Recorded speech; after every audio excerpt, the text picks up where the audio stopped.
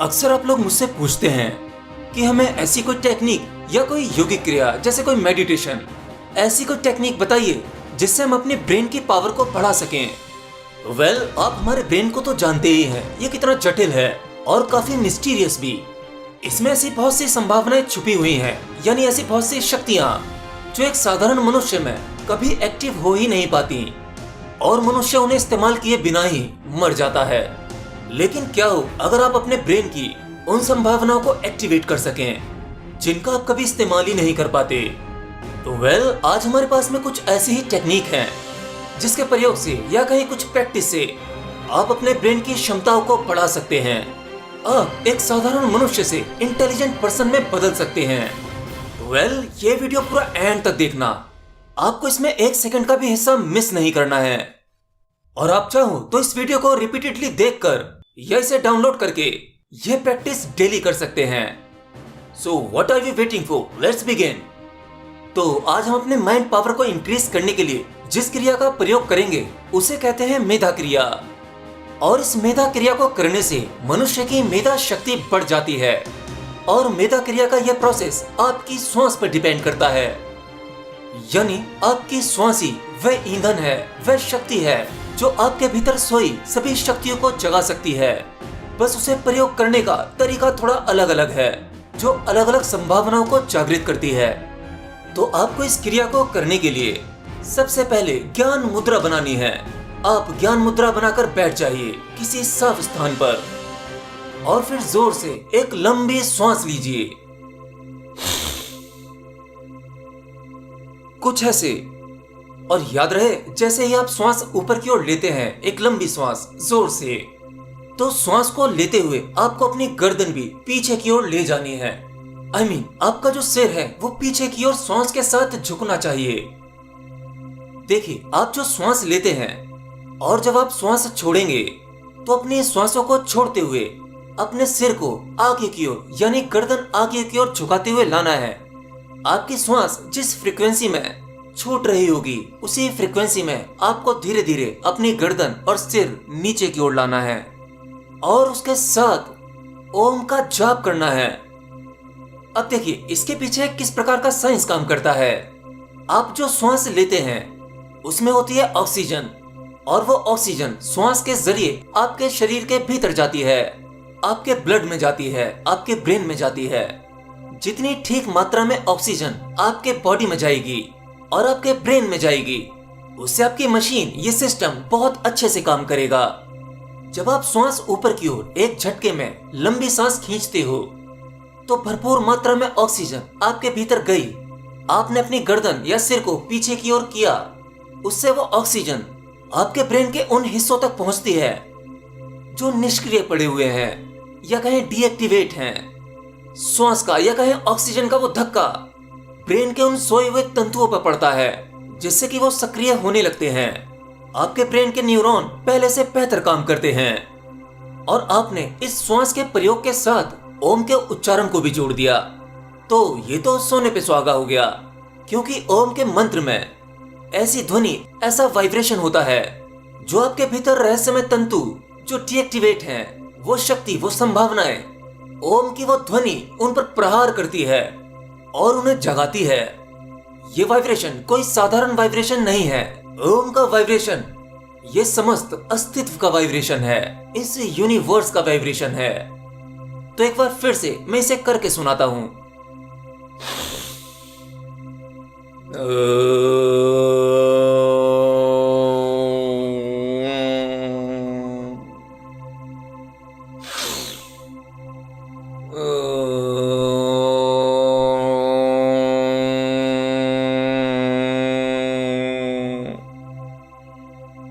तो ये जो ओम की ध्वनि है, ये वाइब्रेशन आपके गले से भीतर से आनी चाहिए और इसका सही उच्चारण होना चाहिए, जो कि है